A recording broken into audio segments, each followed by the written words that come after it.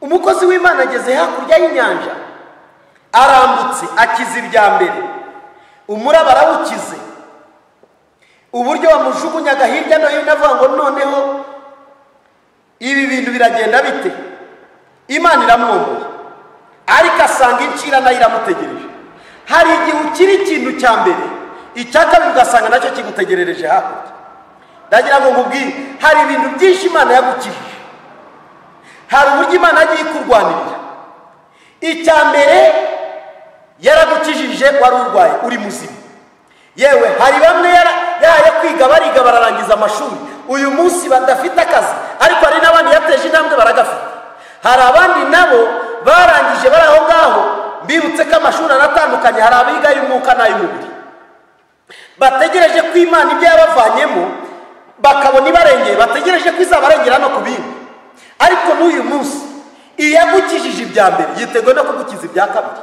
Amen. Icyo cyumvikana. Iyo Mana yagukijije bya bindi, ikagukiza bya bihe, ikagukiza ya minsi mibi, ikagukiza wa murozi, ikagukiza wa mwanzi wakugenzaga, ikagukiza ya mitego, igasiba za nzobo zari zacukuwe, igakuraho ya myenda, Imana ikakubohora, Imana ikagucira inzira. Uyu munsi akaba ari ibyo yakoze. Ufite ubuhamya bwo kubwira Satani ngo yakoze bya bindi irongera ikore n'ibindi. Urahari. Iyo Mana yabanye natwe cyane, iyo Mana yaturengeye cyane, iyo Mana yatweretse amaboko yayo, iyo Mana yatweretse imbaraga zayo, na n'uyu munsi, na n'uyu munsi, na n'uyu munsi, haleluya, na n'uyu munsi Satani arafata ubusa. Arafata ubusa. Nongere bisubiremo, n'uyu munsi Satani arafata ubusa. Amen. Ngo ishira iba yizingiye ku kiganza, ngo maze bene igihugu ngo barebye icyo kirereta ku gikonjo, kubera ko tugira abantu bazi kwitegereza ibyaturumye ariko batazi ubutabazi buzaturuka. Ndabizi ko ari icyakurumye, kirahari, cyarakurumye, kirahari, cyarakurumye, mwene da cyarakurumye, urahari. Hari icyakurumye rwose, ntabwo nakidetaya, ariko cyarakurumye pe. Ninde wakigukiza abashungerezi ko bakugose? Ninde wagutabara mu gihe abashungerezi bavuga ngo tuzareba uko bizagenda? Erega cyarakurumye, abantu barabibona. Cyarakurumye, erega abaturanyi barabireba. Erega cyarakurumye, inshuti zirabimenya. Erega cyarakurumye. Uzi ko kikuruma kikakurumira mu ruhame? Uzi ko kikuruma kikakurumira ahantu utari uzi ko cyakakurumira? Ngo inzoka imurumira hagati mu bantu bitwa kariya bene gihugu, ariko watari umwene gihugu. Erega hari abantu turanye nabo mudasangiye igihugu. Owe kuri umugenzi ujya mu ijuru se, abaturanyi bawe bose murajyana mu ijuru? Kuri umugenzi ujya mu ijuru se, inshuti zawe zose murajyana mu ijuru? Niyo mpamvu zivuga uko zishaka zirekeye, zabonye igikururuka ku kiganza, ariko isoza ryayo nabyo bazaribona. Iyo umuntu yabonye ibyakubayeho niwe wabamaze inkuru mbi z'ibyakubayeho, ariko n'Imana nikora niwe uzafata intambwe akirukanga ajya kwamamaza ibyo Imana yagukoreye aho ngaho. Reka bavuge, reka cyarakurumye, wowe se ntubizi?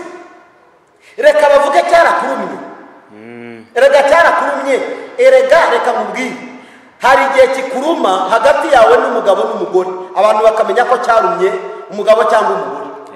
Hari igihe kikuruma hagati ya nyoko bukwe n'umukazana, hari igihe kikuruma hagati yawe n'umuvandimwe, hari igihe kikuruma yewe no mu muryango iwanyu, bakabimenya bakavuga, bakabimenya rwose. Sinzi amakuru bari gutangaza yari yo kuri wowe. Inshira yarakurumye muri iyi minsi, iruma ku kiganza barabibona, gisa n'ikiri kurereta ku maboko yawe. Uyu munsi ni umunsi wo kugikunkumurira mu muriro.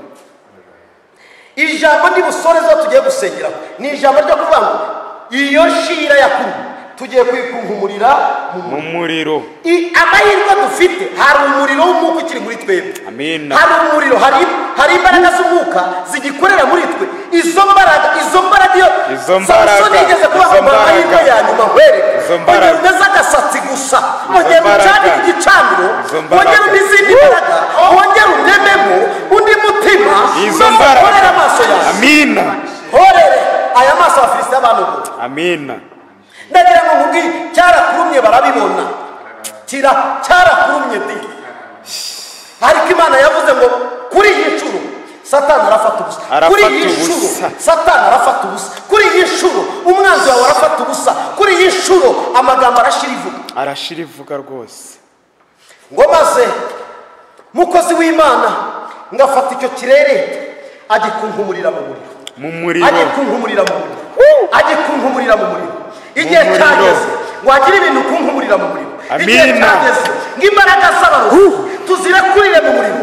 Igihe cyageze ngo amagambo y'abantu tuyakunkumurire mu muriro. Igihe cyageze ibyo batwatuyeho amagambo mabi, amagambo atariyo. Igihe cyageze ngo tuyakunkumurire mu muriro. Retora siribo takiya siya minister. Igihe cyageze ngo bikunkumurire mu muriro. Ugomba kubikunkumurira mu muriro.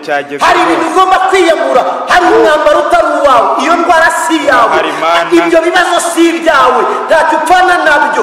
Igihe cyageze ngo bikunkumurire mu muriro. Isengesho ry'uyu munsi hari ibintu ugomba gukunkumurira mu muriro mu izina rya Yesu Kristo wa Nazareti. Haleluya.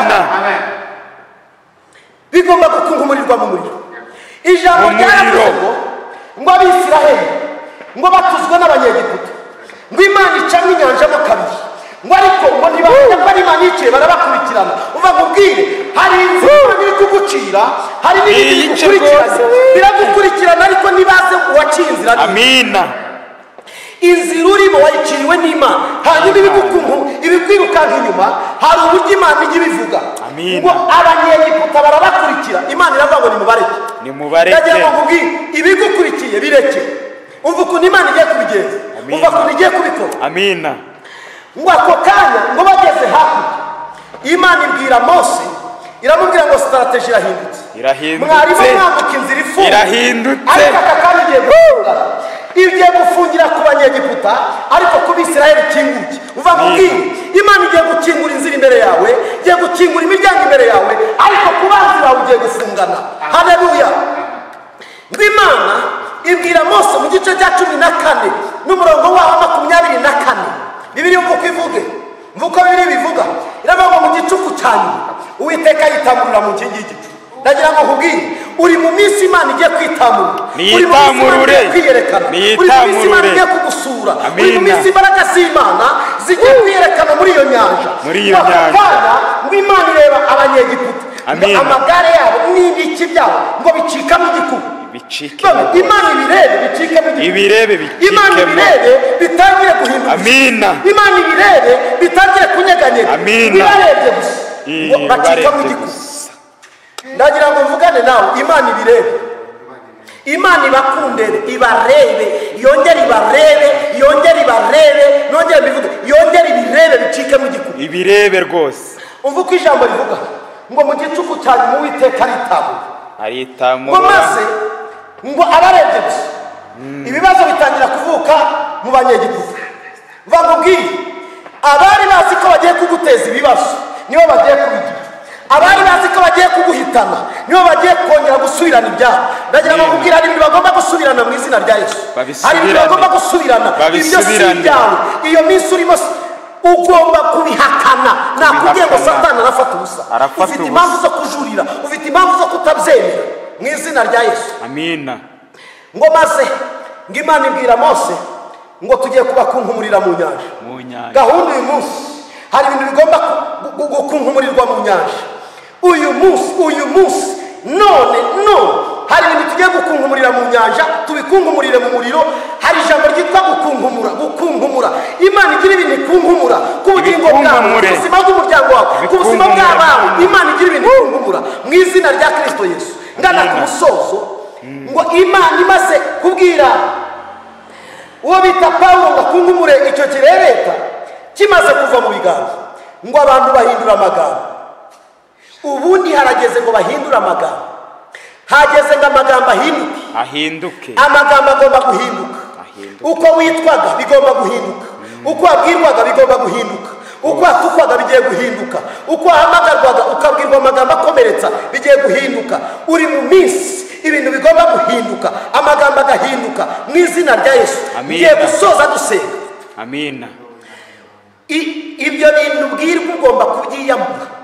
Ntabwo uri icyo ntazi, uri umuntu w'Imana. Amina. Ntabwo uri ikintu, uri umuntu. Amina. Ntabwo uri iki, ntabwo uri ikintu kiri aho ngaho, uri umuntu waremwe mu ishusho y'Imana. Imana ifite gahunda ku buzima bwawe. Ndagira ngo uhaguruke dusenge Imana. Niba bishoboka ahantu uri bikundira, ndagira ngo dufate umwanya wo gusenga Imana. Ndagira ngo twinginge Imana aka kanya. Imana igira ibintu irangiza, Imana igira ibintu isoza, Imana igira ibintu ikora. Amaboko y'Imana ni magari, amaboko y'Imana ni maremare, amaboko y'Imana arakora, amaboko y'Imana arahindura, amaboko y'Imana ararema, amaboko y'Imana arakora, aracyareba. Siriwa rasiko tasiya boresta, amaboko y'Imana aracyareba. Ibyo utareba Imana yabikuremera, ibyo utumva Imana yabikumvisha. Yaravuze ngo kubwanjye nzabyikorera, nta cyatuma izina ryanjye ritukwa, kandi icyubahiro cyanjye sinzagihundi. Ndagira ngo nkubwire, ntabwo uri iciro ry'imigani. Amina. Satani arafata ubusa, umwanzi wawe arafata ubusa, imigambi ye irapfa ubusa, imikorere ye irapfa ubusa, ibyo bakoraga birapfa ubusa. Mu izina rya Yesu, ndatura imbaraga z'umusaraba, ndatura imbaraga z'umuriro, ndatura ubugingo bwawe ko bugomba gukira, ndatura imibereho mishya, ndatura ubuzima bufite impinduka, ndatura ubuzima bufite icyerekezo. Rekota siramo retoya siya. Ndagira ngo dusenge, uhaguruke ku maguru yawe dusenge Imana. Imana igufiteho gahunda. Pawulo bavugaga ngo azava mu mazi, ntiyaguyemo.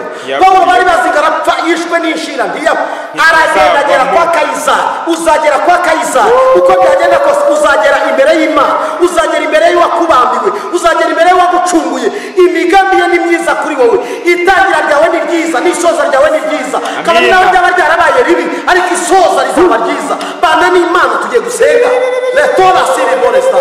Amaboko y'Imana ni magari ku bugingo bwawe. Imana iracyagufiteho gahunda, Imana iracyagufiteho imigambi, Imana igufiteho gahunda zirenze iz'abantu bagufiteho. Imana igufiteho imishinga irenze iy'abantu batekereza. Imana igufiteho imipangu iruta ibyo abantu bapanga. Imana ifite intambwe ndende kuruta iz'abateye imbere. Uva nkubwire, hari aho yakugeza, hari aho yakuvana, hari aho yakugeza, hari aho yakwicaza. Hari imbaraga z'Imana zagukorera ibitangaza.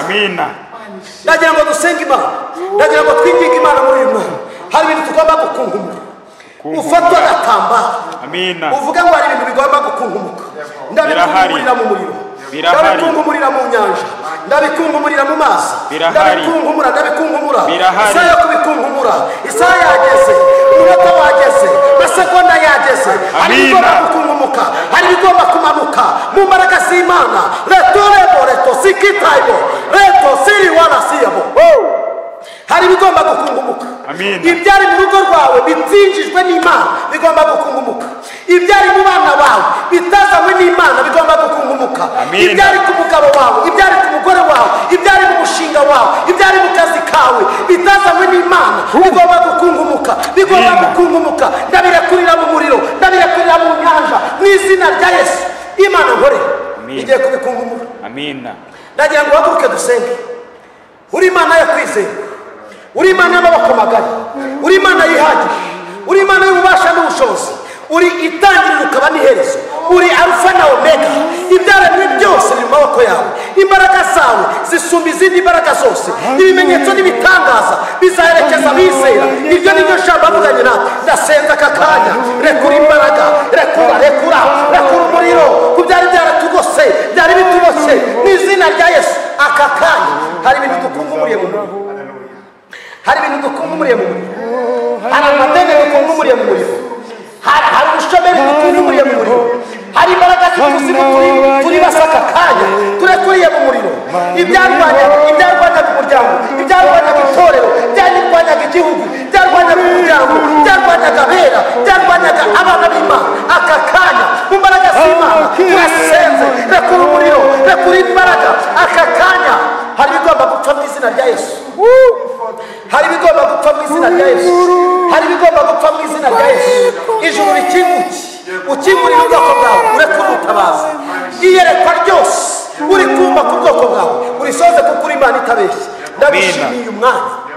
Ibyo Satani yaragambiriye ntacyo afata, arafata ubusa. Imitego yari yateze irafata ubusa, inzira yari yaciye urazisibye, amarembo yari yuguruye arafunzwe, ibyobo yari yacukuye birasibwe. Mu izina rya Yesu urakoze kuri uyu mwanya, ukoze imirimo n'ibitangaza, urakoze kubikoze neza. Cyubahiro n'ikibi cyawe. Urengeye ababyeyi bagomba kubyara, bagomba kurera bagaheka. Urengeye abakene ugiye kubagaburira. urengeye imfubyi zigomba kwiga, urengeye itorero rigomba gukora, urengeye mwami Imana abagusenga ku manywa na nijoro. Imigambi y'umwanzi ipfuye ubusa, imikorere y'ikuzimu irarangiye, icyubahiro n'ikikugarukira iteka ryose. Urakoze kumvishe gusenga kwacu. Amahoro abe mu Bisiraheli, amahoro abe mu bagusenga, amahoro abe mu bagutakira, amahoro abe mu bakwinginga, amahoro abe mu bagusenga ku manywa na nijoro. Ijambo ryawe wiherekeje ibimenyetso n'ibitanga. Urakoze kubikoze neza, icyubahiro n'ikikugarukire, were none ukageza iteka ryose mu izina rya Kristo Yesu. Amen. Shalom, shalom. By'umwanzi yaragambiriye, Satani afashe ubusa. Amahoro abe kuri wowe. Amina. Tosiko etoyabe tosiyabo haya uri mwiza da uhabwa icyubahiro iminsi ubugingo bwacu wabucunguje. Amina manda roza dika na manda kritia zanemanda endiko katestano weni asante karyos toseko ne tosira urakoze tegeka uganze kora ku bugingo bwacu. Ndagushimiye mwana, urakoze. Meni etiko fete ugize neza ukomeje kwibahisha icyubahiro n'icyo. Yesu araryoshye.